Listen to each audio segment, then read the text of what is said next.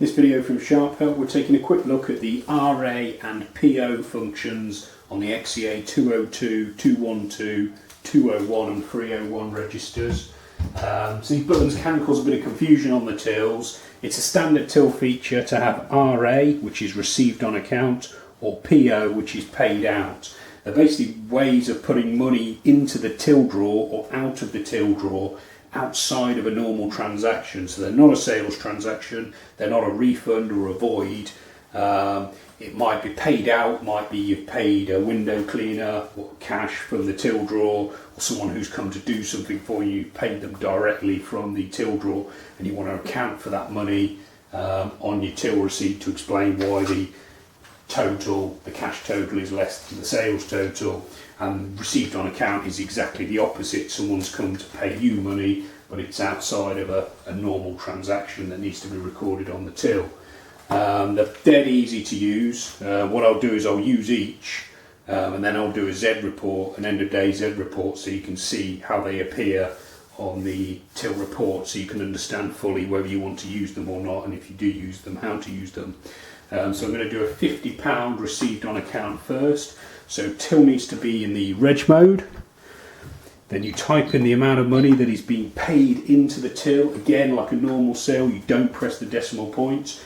All you do is type in the value and then hit the RA button. The till drawer will fire, enabling you to put the £50 into the drawer. If you've got the receipt switched on, the receipt will print out. What we could have done is added a non-ad reference number to that transaction. So say it was customer paying for an invoice on the accounts package rather than a sale through the till.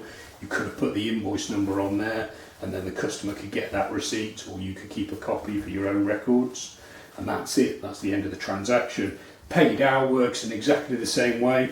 We'll do £50 again. Again, you can add a reference number. Maybe if the window cleaner's given you a bill, or whoever it is you're paying's given you a bill, you can type in that reference number.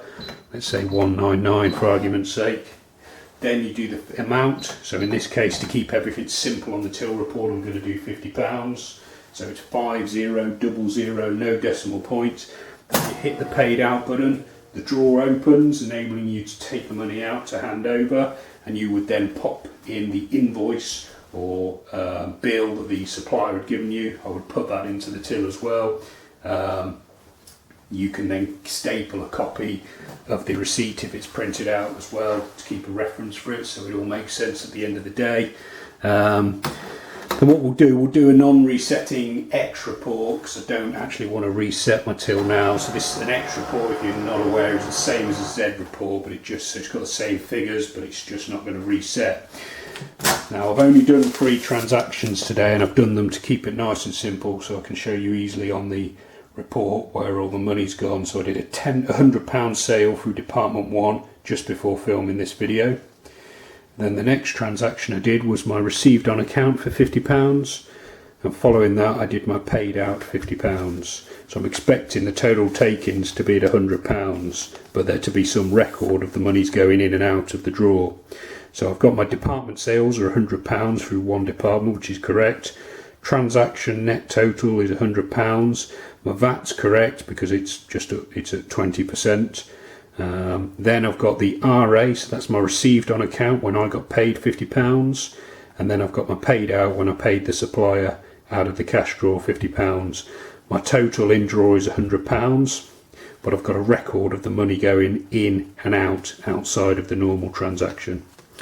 Okay, hope that makes sense. We've got plenty of other videos showing you how to get the best out of the 202 and other Sharp cash registers, so you're welcome to check those out. You can also subscribe to this YouTube channel or visit sharphelp.co.uk for more. Thanks for watching.